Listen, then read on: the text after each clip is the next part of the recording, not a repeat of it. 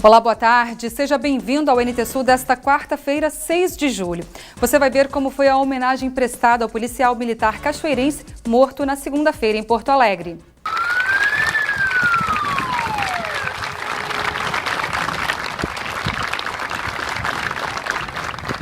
Falamos de um transtorno que interfere diretamente no processo de aprendizagem das crianças e afeta adultos também, é a dislexia. E um preparador físico indica um treino especial para você que não tem tempo de malhar. Hoje em dia a gente tem pesquisas novas saindo que a principal causa de afastamento da atividade física é a falta de tempo. Então o HIIT entra aí perfeitamente, né? Porque a gente consegue os mesmos resultados em uma quantidade muito menor de tempo. Falamos ainda de implantes dentários, indicações e contraindicações do tratamento. Tem ainda a trajetória da tocha olímpica pelo estado do Rio Grande do Sul. É a partir de agora no NT Sul.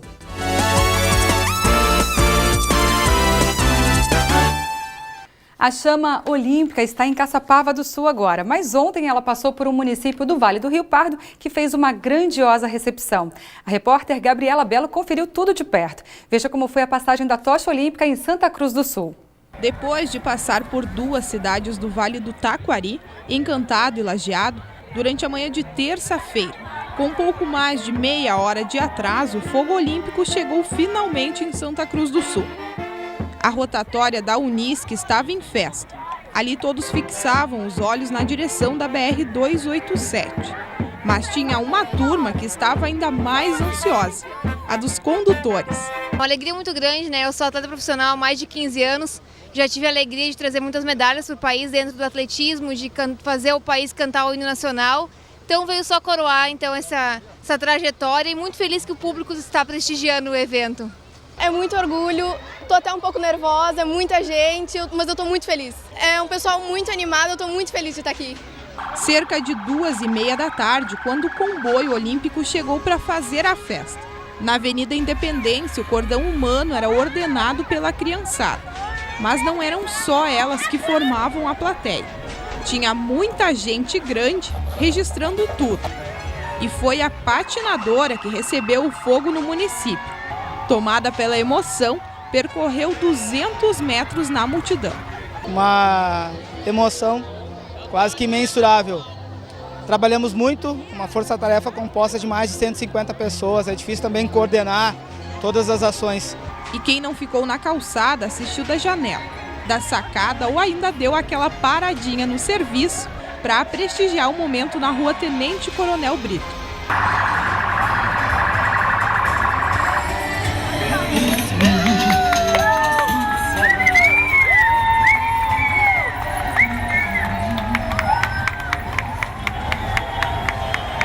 E muita, mas muita segurança.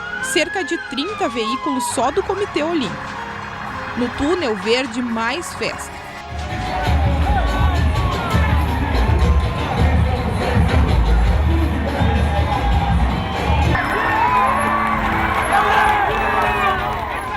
Para o final, a organização preparou apresentações culturais. O palco na frente da Catedral São João Batista aguardava o 25º condutor, Fabiano Pessani.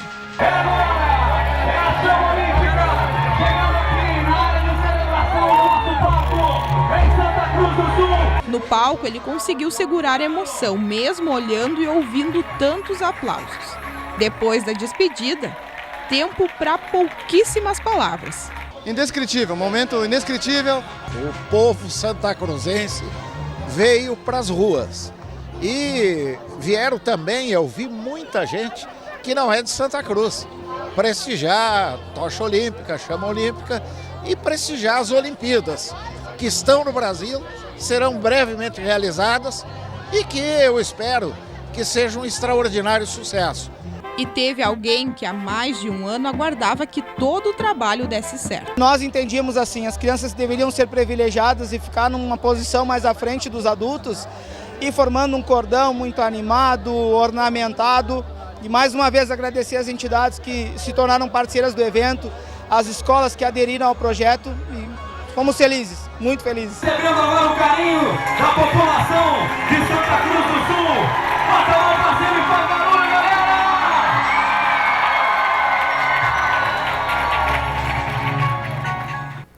E Porto Alegre também já se prepara para receber a chama olímpica. Quase 80 pessoas, de anônimos a famosos, vão conduzir a tocha pelas ruas da capital gaúcha. E na quinta-feira, a tocha olímpica, a oficial, chega a Porto Alegre. Por volta das 13h30 da tarde, ela inicia um trajeto de 15 quilômetros, passando por pontos importantes da capital, como o Parque Moinhos de Vento e a Redenção.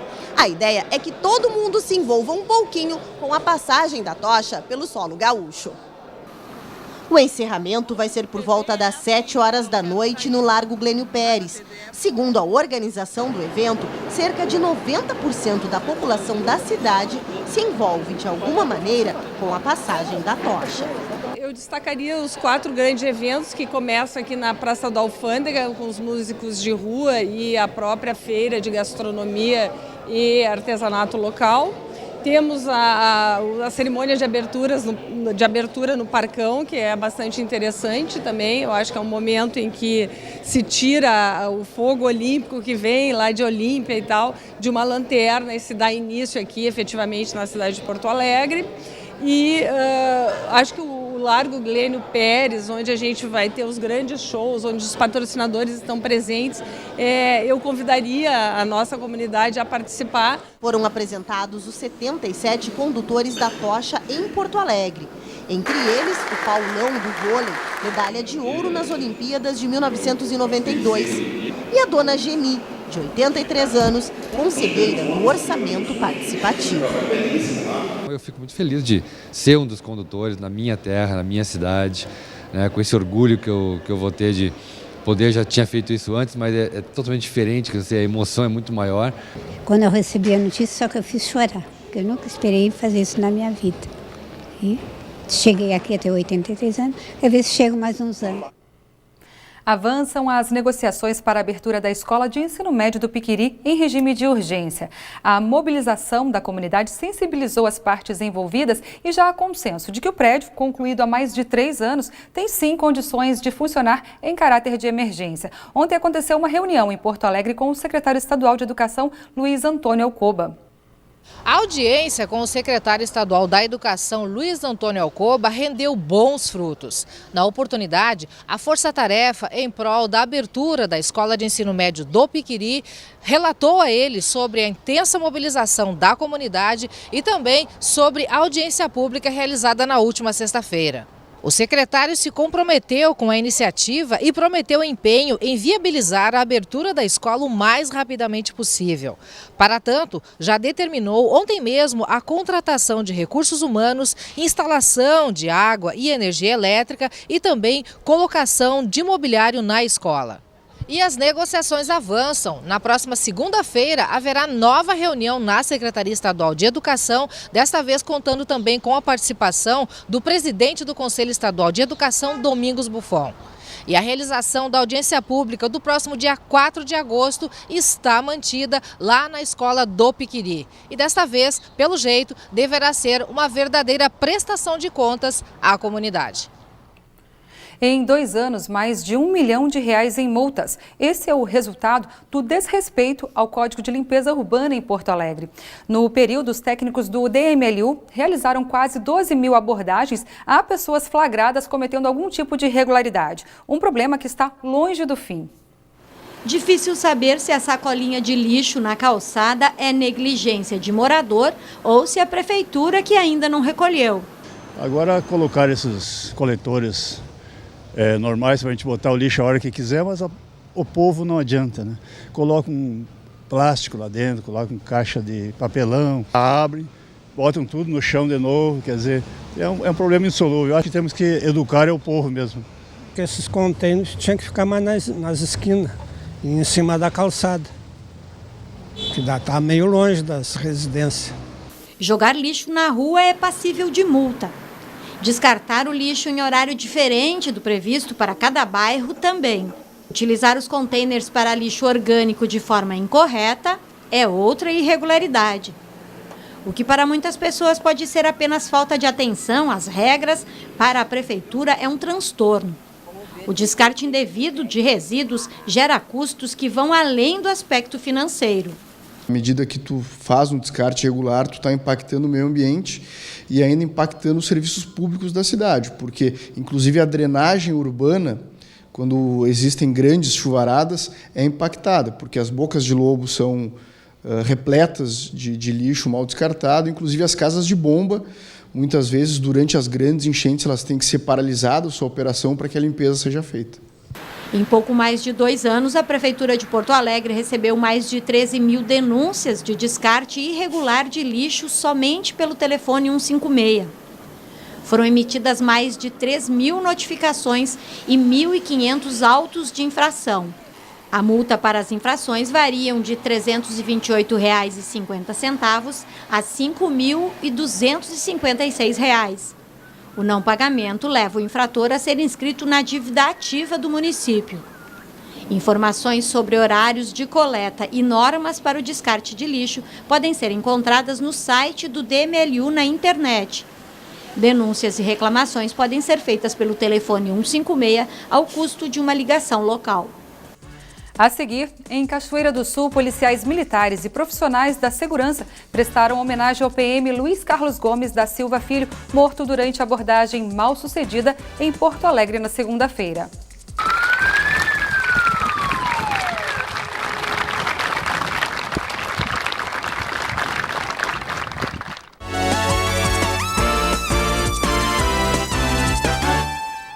Policiais militares e profissionais da segurança pública de Cachoeira do Sul pararam o trânsito ontem pela manhã nas 5 esquinas. Foi uma homenagem e um protesto pacífico pela morte do policial militar cachoeirense Luiz Carlos Gomes da Silva Filho em Porto Alegre na segunda-feira. O vídeo que registrou a abordagem solitária do policial Luiz Carlos Gomes da Silva Filho a um veículo, aparentemente com 2 homens, ganhou as redes sociais. O registro mostra o trágico desfecho da execução do policial e a fuga dos criminosos. A morte do PM, que atuava em Porto Alegre, causou muita comoção e solidariedade, principalmente entre os colegas de farda e profissionais da segurança pública de Cachoeira do Sul, sua cidade natal.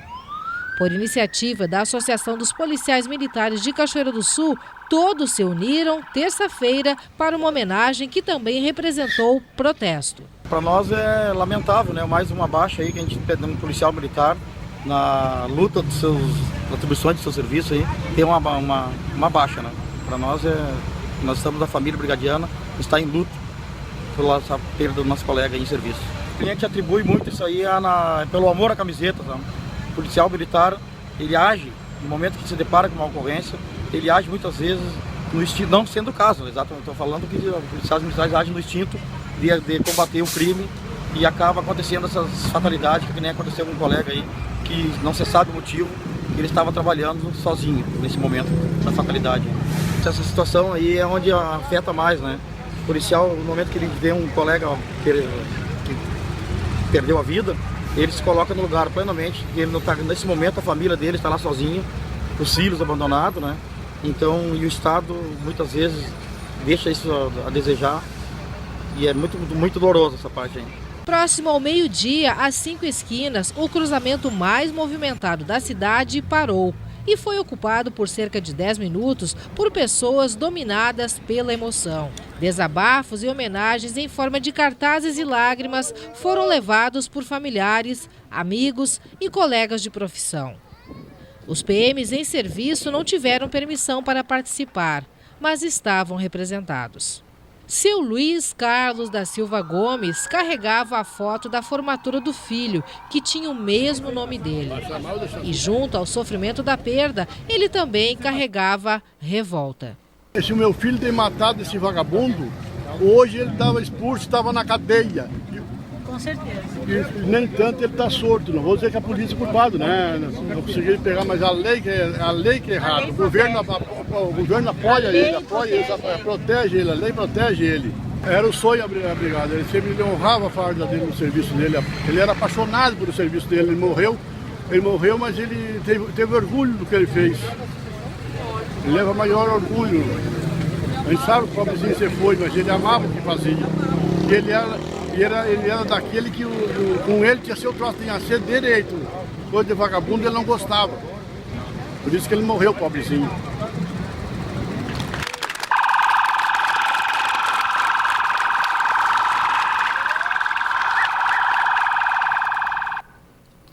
A emergência do Hospital de Clínicas de Porto Alegre só está recebendo casos classificados como muito graves. É que o serviço está superlotado, atendendo o triplo da capacidade. Os pacientes menos urgentes não estão sendo atendidos. Lá dentro estavam, pela manhã, 140 adultos, para uma capacidade de 41 leitos. Na pediatria, 20 crianças estavam internadas em local apropriado para 9. A superlotação complica a vida até de quem é acompanhante. A Laci ficou 45 minutos aflita na rua até que a amiga que acompanhava a filha à noite pudesse ser avisada de que estava na porta. E o médico precisa falar comigo e não me deixaram entrar, né? E estou aqui, ó, não estão querendo me deixar entrar, é uma troca apenas, né? De plantão. E ela passando mal lá dentro e a mãe aqui na rua esperando. A indicação para os casos menos urgentes é a procura por pronto atendimentos ou unidades de saúde perto de casa. O chefe da emergência explica que, além da demanda que aumenta até 20% nesse período por causa das doenças respiratórias, muitos pacientes do interior também têm procurado diretamente as emergências da capital. A superlotação compromete o atendimento. As equipes se redobram no esforço, mas a gente perde a capacidade de responder na forma mais rápida e eficiente possível. Com a lentificação dos serviços, a gente tem risco para assistência. Isso acontece objetivamente. A confecção e emissão das carteiras de trabalho estão suspensas em todo o estado do Rio Grande do Sul. De acordo com o coordenador do Cine de Cachoeira do Sul, Júlio Lopes, o sistema online necessário para a confecção das carteiras retornou dia 13 de junho, mês passado, porém ainda muito lento, o que causou impaciência dos cidadãos. O coordenador afirma que a FGTAS solicitou a paralisação temporária no sistema para adaptações e deverá voltar a pleno dia 11 de julho, na segunda-feira que vem. Se você já tem a carteira de trabalho em mãos, veja agora as vagas de emprego disponíveis. Acompanhe agora as vagas que o Cine disponibiliza para a Cachoeira do Sul. Uma vaga para costureiro industrial. Uma vaga para técnico em enfermagem. Serviços gerais, uma vaga. Esta vaga é exclusiva para pessoa com deficiência. Uma vaga para operador de escavadeira. Uma vaga para operador de trator de esteira. Mecânico de automóveis, uma vaga. Uma vaga para projetista de imóveis. Estas vagas já estão disponíveis em nossa página no Facebook, facebook.com/TV Cachoeira. Se preferir, dirija-se pessoalmente à agência do Cine em Cachoeira do Sul, que está em novo endereço e localizada na Rua Major Ourix, número 1552, no centro. Outras informações pelos telefones. Código de área 51 3722 3338 ou 3723 5414. As vendas de automóveis e comerciais leves tiveram o pior desempenho dos últimos 10 anos. É mais um reflexo da crise econômica. A queda no emplacamento de veículos novos no primeiro semestre de 2016 foi superior a 25%. E as projeções do setor indicam que a situação não deve melhorar nos próximos meses. Fluxo intenso nas ruas, mas não significa que novos carros estejam circulando. O momento político e econômico do país está fazendo o brasileiro manter o seu veículo usado por mais tempo. Entre janeiro e junho deste ano, cerca de 980 mil automóveis foram emplacados, quase 330 mil a menos do que no mesmo período do ano passado. Nós estamos enfrentando uma crise geral, o que, na verdade, reprimiu todos os setores, né? E principalmente o automóvel sempre é um dos primeiros a sentir quando há uma retração no mercado, e as facilidades de crediário também ficaram mais restritas. Já o mês de junho, na comparação com maio, apresentou estabilidade na comercialização de veículos. E no segmento de carros e comerciais leves, houve até um aumento de 2,6% nas vendas. No entanto, essa discreta recuperação é vista com cautela pelo setor. Acolhemos com muita satisfação quando não há uma piora em relação ao mês anterior sempre, né? Se ela se mantém, há uma pequena evolução, já é um significado importante na questão da recuperação. O diretor desta concessionária observa que os consumidores estão avaliando bem antes de investir. O consumidor realmente está com muita dificuldade de assumir financiamento, medo de perder os seus empregos, né? A gente vê alguma dificuldade, a gente vê um quadro de pessoas bastante endividadas, assim, querendo renegociar, querendo reduzir o valor que paga por mês de prestação, mas não abrindo mão do carro. É o caso da Mônica, que pretende comprar um carro novo para a filha Mariana. Hoje, a visita foi apenas para pesquisar. Nós estamos vendo a melhor forma possível, né, para que nós adquiramos mais um veículo, inclusive para a filha que está completando 18 anos. Mas nós estamos pesquisando, sim. Tá? Estou cautelosa. A estimativa da Fenabrave é de que 2016 termine com queda de 20% nas vendas de automóveis. A seguir, falamos de um transtorno que interfere diretamente no processo de aprendizagem das crianças e afeta adultos também, é a dislexia. E o preparador físico René Neller indica um treino especial para você que não tem tempo de malhar. Hoje em dia a gente tem pesquisas novas saindo que a principal causa de afastamento da atividade física é a falta de tempo. Então o HIIT entra aí perfeitamente, né? Porque a gente consegue os mesmos resultados em uma quantidade muito menor de tempo. Falamos ainda de implantes dentários com o dentista Lucas Fialho. Nós já voltamos.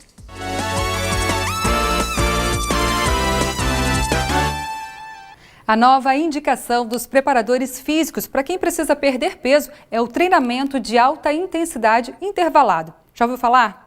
Ele também é conhecido como HIIT. Ao treinar dessa forma, é possível aumentar a capacidade de queima de gordura progressivamente. Quem fala dos benefícios e também das contraindicações é o treinador René Neller.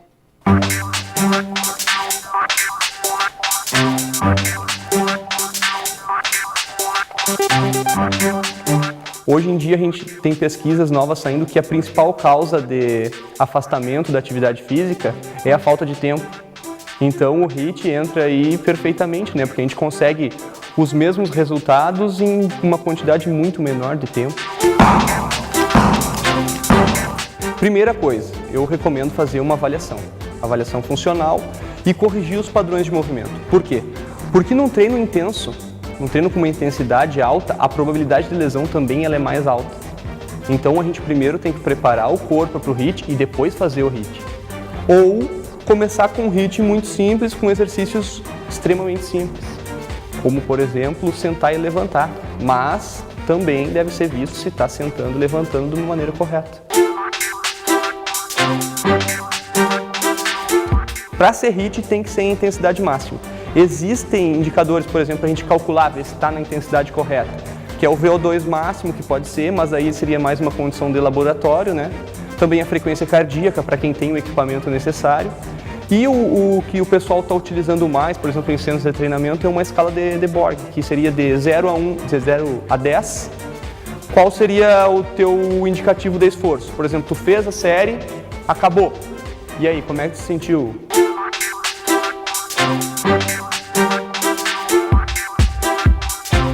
Comparando com outros tipos, por exemplo, o treinamento aeróbico, que seria mais para resistência ou para o emagrecimento, é o mais indicado hoje em dia, o aeróbico. Ele traz resultados que seriam equivalentes, os dois, ou até mesmo que o HIIT é superior. Então é uma excelente alternativa.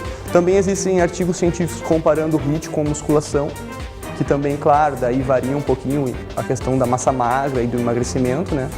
E o melhor artigo que eu li, no caso, foi o comparando o treinamento de força, o treinamento de musculação, combinado com o HIIT. Esse foi o que apresentou os melhores resultados.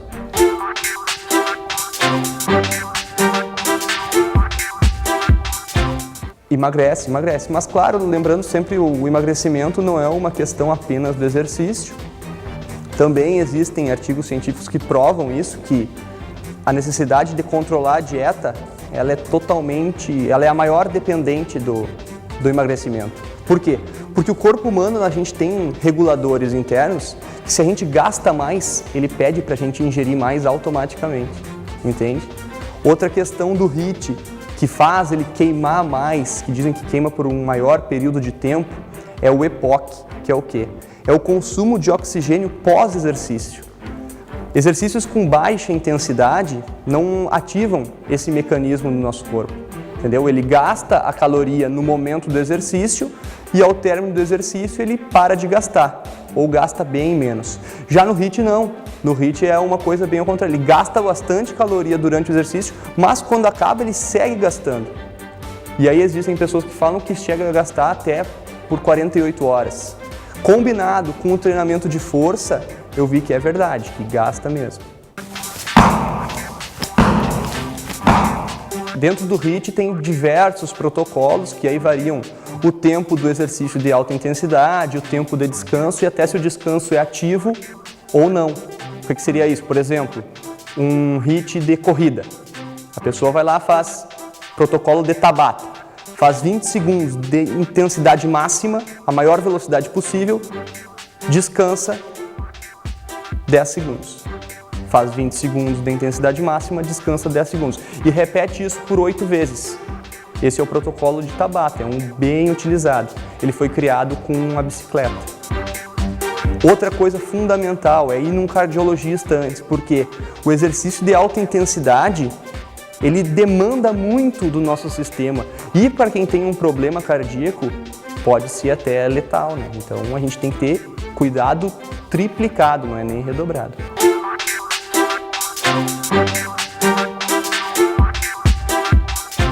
Ele já está mostrando resultados para toda a síndrome metabólica, que seria isso, diabetes, hipertensão, colesterol, triglicerídeos e a obesidade, como a gente já falou, do emagrecimento também. Ele atinge toda essa população, ele consegue resultados assim como os outros tipos de treinamento aeróbico. A diferença é com um menor tempo, né? E isso hoje em dia é muito válido. Terceira idade também, já existem artigos comprovando, porque pode pensar que por ser intenso uma pessoa não pode fazer da terceira idade. Mas com aqueles cuidados que eu falei, que é indo no cardiologista, fazendo uma avaliação funcional e tendo uma orientação de um profissional de educação física, tranquilamente a pessoa da terceira idade pode realizar.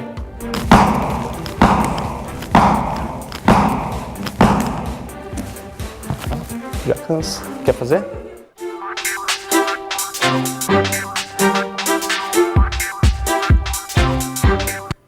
É isso mesmo, Renê. Põe essa equipe para treinar. Muito bom, viu? Falamos agora de educação e de um transtorno que dificulta a aprendizagem, a dislexia. É com a educadora Denise Belladonna. Veja a entrevista.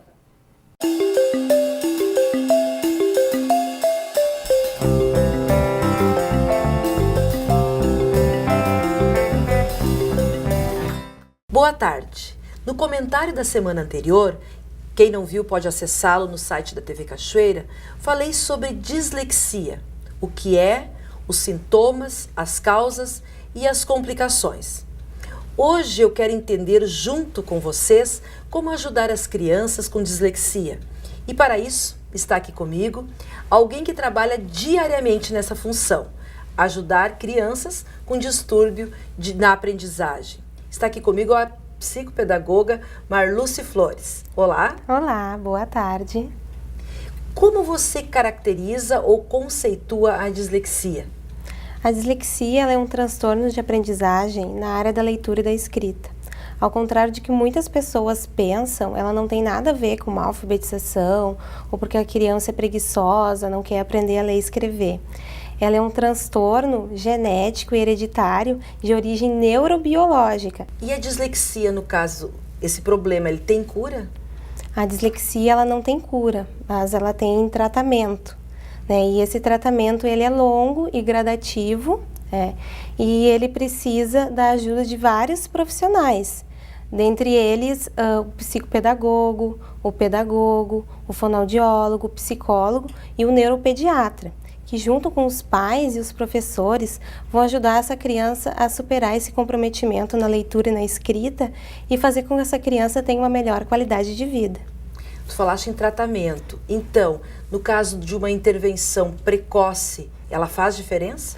toda a diferença, com certeza, porque o quanto antes essa criança tiver o diagnóstico de dislexia, ela pode receber mais cedo o estímulo e aí ela vai conseguir lidar com as dificuldades e frustrações ocasionadas por esse transtorno e ajudar a melhorar a sua autoestima, que fica muito abalada, né? Nesse caso, para haver uma intervenção, os pais precisam ficar sabendo ou desconfiarem pelo menos do problema. Com certeza. Os pais costumam ter bastante afinidade com os pediatras. É o lugar onde eles são levados com uma certa periodicidade, né? Os filhos são levados com regularidade. Esses profissionais teriam condições de detectar o problema da dislexia? Esse profissional, sim, com certeza, né, pode auxiliar nessa etapa de avaliação, mas o importante é que ele vai avaliar a criança, ver como é que ela está em relação ao desenvolvimento dela, se há algum atraso, se tem o desenvolvimento normal com a idade cronológica dela, e se ele notar que alguma coisa não está 100%, ele vai chamar os pais, vai conversar com eles, pedir que leve essa criança a um especialista, que no caso pode ser um oftalmologista, um neuropediatra ou até um psiquiatra infantil, e esse especialista vai falar para os pais, né, qual é o diagnóstico da criança, vai dar todas as orientações em relação ao tratamento adequado.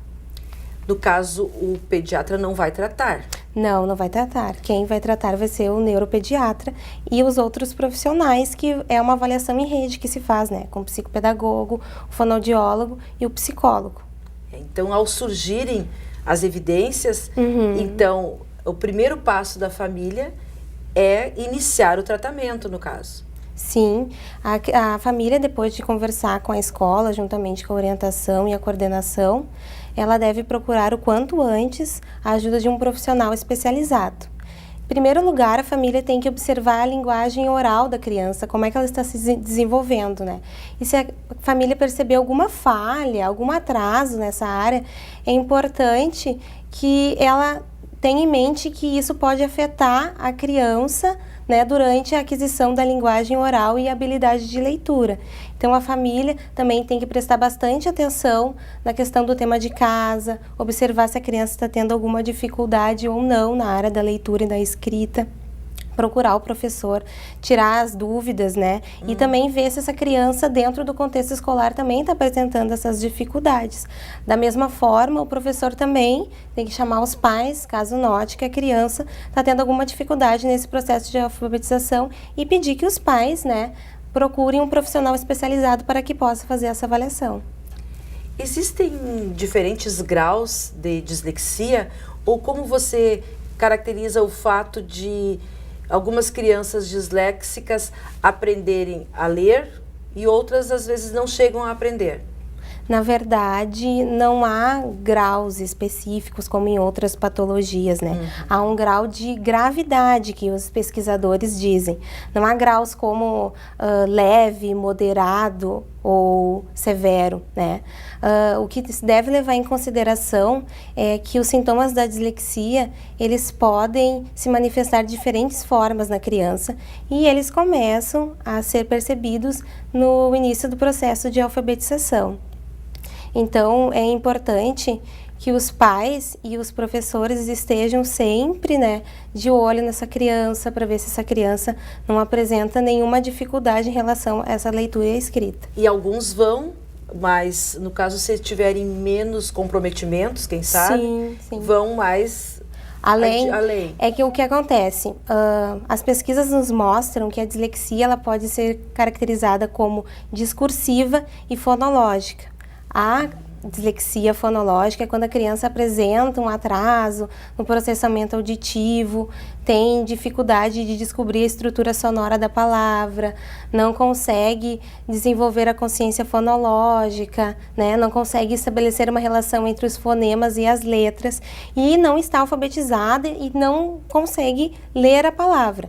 Já a dislexia discursiva, a criança já está alfabetizada, mas ela tem muita dificuldade de compreender um texto, de escrever um texto, ela não consegue fazer a relação entre as palavras escritas, então ela tem muita dificuldade. E além disso também, muitas crianças disléxicas apresentam outras patologias associadas, que é o caso que a gente chama de comorbidades, que pode ser um transtorno de hiperatividade e déficit de atenção, pode ser um transtorno também de atraso na coordenação motora, ou de ansiedade, ou até mesmo um atraso na fala. Então, todos esses fatores podem contribuir, sim, para esse atraso na aquisição da habilidade de leitura, né? Então, a criança ela pode demorar um pouquinho mais para ler, porque tem outros aspectos que influenciam, né? Essas comorbidades, problemas emocionais e até mesmo um diagnóstico tardio também pode ter uma influência negativa. Mas tudo isso pode ser tratado, como tu já disseste, né? Uhum. Tudo tem um tratamento nessa rede aí de profissionais, então os pais precisam começar o quanto antes a procurar esse tratamento. E em sala de aula, que atitudes podem ser tomadas a fim de facilitar a inclusão dessas crianças disléxicas? Então, nós sabemos que hoje a educação inclusiva no Brasil, ela tem muitos ainda obstáculos a serem superados, né? Mas felizmente já está conseguindo dar os seus primeiros passos, né? Então é importante que a escola esteja aberta para essas mudanças, essas novas adaptações curriculares e metodológicas e também que possa interagir com os pais e com a equipe que está tratando dessa criança. Então, há várias mudanças que o professor precisa ter um bom senso, né, pedagógico para conseguir realizar dentro do contexto escolar. Tem que ter uma mudança um pouco na rotina, na metodologia do professor, nas adaptações curriculares. Então, há várias formas de fazer isso, né? Uma das formas é o professor precisa aproximar essa criança, né, mais próximo dele, deixar mais próximo dele. Essa criança ela tem que sentar na frente, para que ela se encoraje em perguntar para o professor quando ela sentir dúvidas, né? Porque normalmente vai sentir muitas dúvidas durante esse processo de aprendizagem. Outra questão, o professor ele deve sempre elogiar os pontos positivos, os acertos dessa criança. E as avaliações de preferência, elas devem ser orais em todos os níveis de ensino, né? E o professor, quando ele tiver que passar um texto muito longo para o aluno, ele vai ficar muito focado na cópia, no treino motor e vai esquecer do objetivo que é a leitura e interpretação. Então, esse professor precisa dar um texto impresso para esse aluno, para ele poder acompanhar esse processo. Além disso, também nos primeiros anos de escolarização, o professor também pode trabalhar bastante com rimas nas palavras, para que a criança consiga desenvolver a consciência fonológica. Também pedir com que essa criança tenha hábitos dentro de casa de leitura com os pais, de treinar essa leitura junto com os pais, para que ela sinta que esse processo de leitura é legal, é bom dela ler, né? Então, assim, para ela desvencilhar esse medo, essa frustração que ela tem relacionado à leitura e escrita. E o bom também é sempre o professor usar diversos recursos auditivos ou visuais para também ajudar essa criança nesse processo de aprendizagem. E vai estar beneficiando aos outros também, Com né? certeza.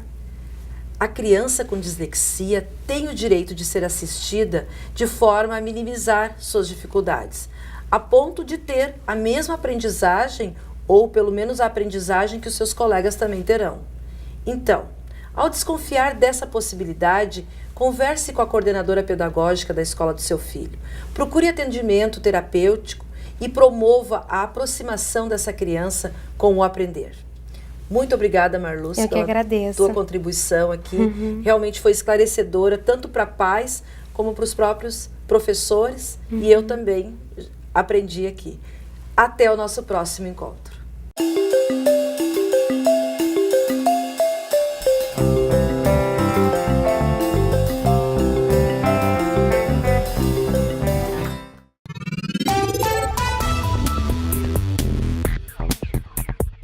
Quarta-feira com dia frio e nublado. A chuva volta e o dia deve ter garoa durante a tarde e a noite.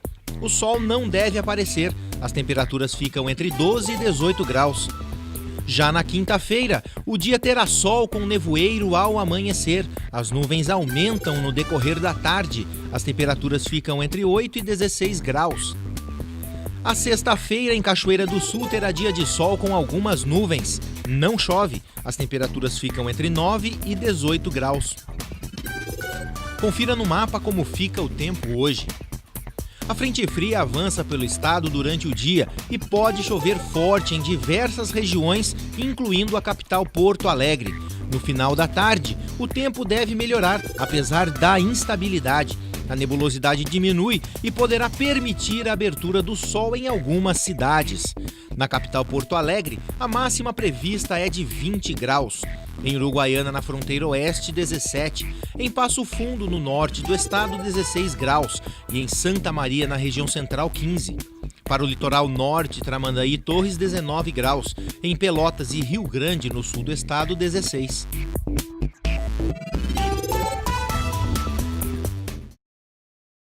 Vamos falar agora de saúde bucal. Comigo aqui no estúdio o cirurgião dentista Lucas Fialho. Boa tarde, Lucas. Boa tarde, Darcy. Boa tarde a todos. Lucas, a gente vai falar de implante dental agora. A gente sabe que antigamente a extração dentária era feita por qualquer motivo, né? Às vezes tinha uma dorzinha, extraía-se o dente. O implante é uma alternativa de tratamento? Com certeza, o implante é uma opção para reabilitar esses casos e não só esses casos, né? O implante dentário ele vem para nos ajudar em praticamente quase todas as alternativas de ausência de dente, né? Ele não é o implante ele não é uma indicação para extração, tá? Isso tem que ser bem claro. Ele é uma alternativa para resolver, mas a indicação da extração do dente ele vai recorrer de alguns problemas dentários que impossibilitem esse dente de ser mantido na boca. Primeiro faz de tudo para que salve esse dente. Primeiro a gente tem que tentar salvar o dente a qualquer custo. O implante ele pode restabelecer estética, ele pode restabelecer função, mas ele nunca vai ser como o teu dente. A sensibilidade, a mordida, isso nunca vai ser igual, né? Então a ideia inicial é tentar salvar o dente. Lógico que havendo uma impossibilidade de salvar esse dente, o implante dentário ele pode ser muito bem utilizado. E já está mais popular esse tipo de procedimento? Sim, tem se popularizado muito. Hoje em dia nós já temos marcas nacionais de excelente qualidade, inclusive em âmbito internacional, marcas que já representam uma quantidade de implantes no Brasil muito grande. Mais acessível? Mais acessível, sim. Comparado aos implantes importados, os implantes nacionais são mais acessíveis. Ainda possuem um certo custo, né, por se tratar de uma especialidade, de um material com uma técnica de confecção muito apurada, é muito detalhado, né? Então ainda existe um certo custo, mas com certeza ele está se tornando bem mais acessível hoje em dia. Precisa haver um planejamento do paciente? Sim, cada caso é um caso, cada boca é uma boca. Existe um protocolo a ser seguido para se confeccionar uma prótese sobre implante. Exames específicos para isso, para se determinar inclusive o tipo de implante, o tamanho do implante, a qualidade de osso. Isso tudo tem que ser feito individualizado, paciente a paciente, com uma anamnese bem feita, porque existem fatores que a gente tem que levar em consideração para a realização de um implante. Lucas, quais danos à saúde pode acarretar o fato de extrair um dente sem planejar primeiramente um implante? Na verdade, a extração, a gente sempre procura restabelecer a função, né, a mordida. Extrair um dente de uma forma sem ter um planejamento acarreta não só alterações na posição dos outros dentes, né, como uma diminuição na capacidade de mastigação da pessoa. Isso também acarreta uma série de disfunções musculares, né, por causa da engrenagem dos dentes, a oclusão dos dentes. Alterando isso aí, altera a musculatura, podendo acarretar lesões musculares, lesões em articulação, na articulação temporomandibular, né? Então é importante haver um planejamento, quando se pensa numa extração, não só pensar na extração, mas o que vai ser feito depois da extração. O que a gente vai fazer para restabelecer esse dente ou esses dentes que foram perdidos. Fora que afeta diretamente a autoestima da pessoa. Com certeza, né? Com certeza. Hoje o sorriso é o nosso cartão de visita, né? É a nossa vitrine. Um sorriso bonito faz toda a diferença. É possível fazer a extração de um dente e a instalação do implante no mesmo dia, no mesmo procedimento? Sim, hoje existem técnicas em que a gente já possibilita no mesmo ato cirúrgico realizar a extração e colocação de implante. Em casos de fratura, principalmente, quando se fratura um dente, principalmente em dentes anteriores, né? O paciente não quer ficar sem dente, não quer usar uma prótese móvel. Então já existem técnicas que nos possibilitam fazer a extração dessa raiz, a extração desse dente fraturado, a colocação de um implante e muitas vezes já a colocação de um provisório, né, preso sobre esse implante, restabelecendo a função e a estética do paciente. Em todo o procedimento do implante existe muita dor para o paciente?